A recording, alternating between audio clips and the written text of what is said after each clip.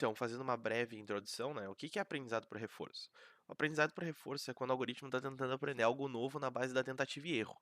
A gente vai ter um agente de software que vai aprender com o ambiente ao interagir com esse ambiente e ele vai receber recompensas por realizar ações.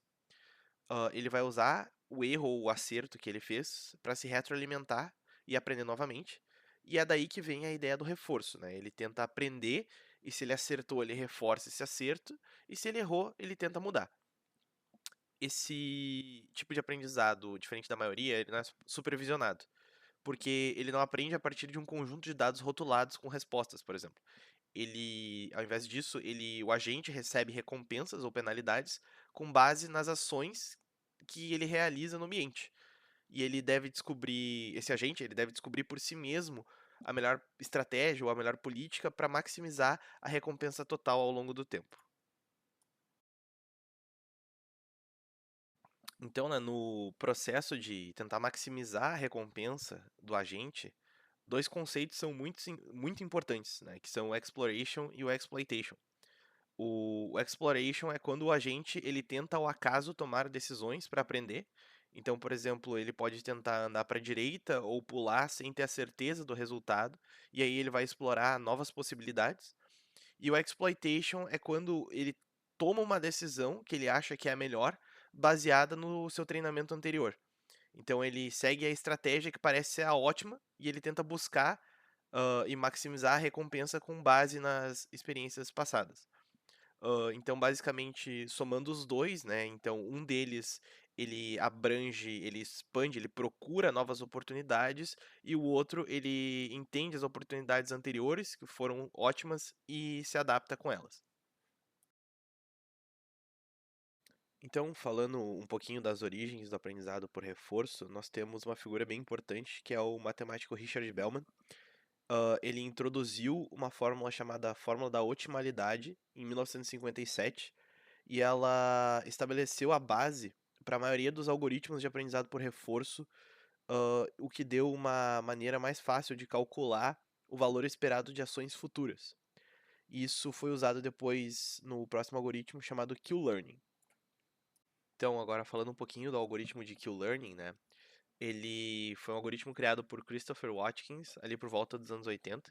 E ele é um algoritmo de aprendizado por reforço que tenta encontrar a melhor estratégia para um agente tomar decisões sem precisar de um modelo do ambiente, né? Então, ele não precisa conhecer o ambiente para tomar essas decisões. E basicamente, como é que o algoritmo funciona, né? Tem esse agente, o agente vai interagindo com o ambiente, toma decisões, recebe recompensas e ele vai atualizando uma tabela chamada tabela Q. Essa tabela ela vai armazenando valores para cada estado-ação e cada estado-ação representa a expectativa da recompensa ao realizar uma ação em um determinado estado. E aí depois ele vai lá, consulta essa tabela Q e escolhe a ação com o maior valor Q. E essa é a ação que teoricamente tende a trazer a maior recompensa.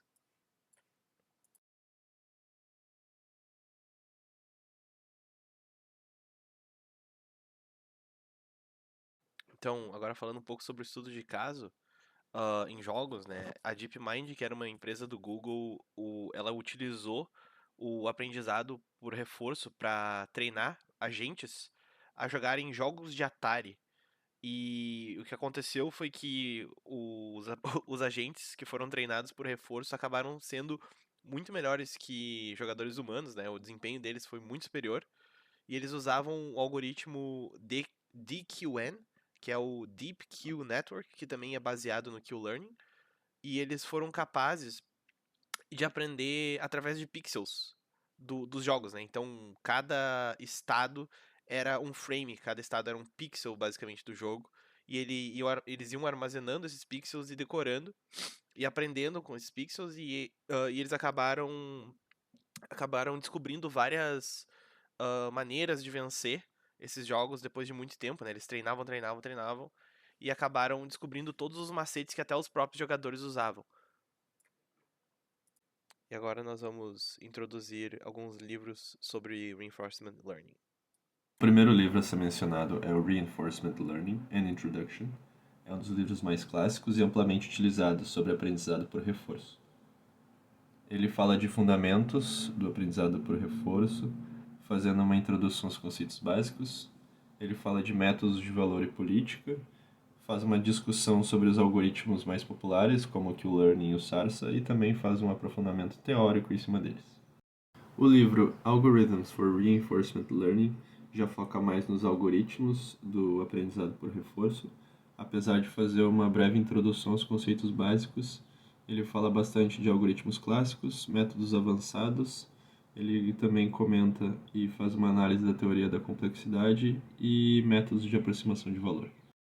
O livro Reinforcement Learning and Optimal Control é mais teórico e matematicamente rigoroso. Ele fala de programação dinâmica, trata de algoritmos de aproximação também e fala da convergência e estabilidade dos algoritmos. Além disso, o livro também faz uma introdução ao controle ótimo e sua relação com o aprendizado por reforço. O livro Deep Reinforcement Learning Hands-On é mais voltado para a aplicação prática de RL profundo, ou Deep RL, usando ferramentas modernas. Ele fala de ambientes e ferramentas possíveis para o uso, como TensorFlow, PyTorch e OpenAI Gem, e também fala de algoritmos para Deep RL. Como que foi falado anteriormente pelos meus colegas, o aprendizado por reforço terá um futuro brilhante dentro da área do IA. Logo que ela é uma forma de aprendizado não supervisionado, permite que modelos sejam aplicados a dados não rotulados. Isso nos dá liberdade para analisar datasets novos e descobrir padrões inovadores e inesperados, sem ter o trabalho braçal de rotular eles antes, tomando menos tempo do desenvolvedor. Outra parte que realmente eu vejo muito valor no aprendizado por reforço é o fato da sua capacidade de criar planos de ação eficientes. Isso é aplicado com sucesso em áreas como robótica, saúde e jogos, e entre outras, como o mercado financeiro, por exemplo. E creio que com avanços contínuos em algoritmos, tanto no hardware, esses agentes poderão desenvolver planos mais complexos, levando a decisões mais eficientes e seguras.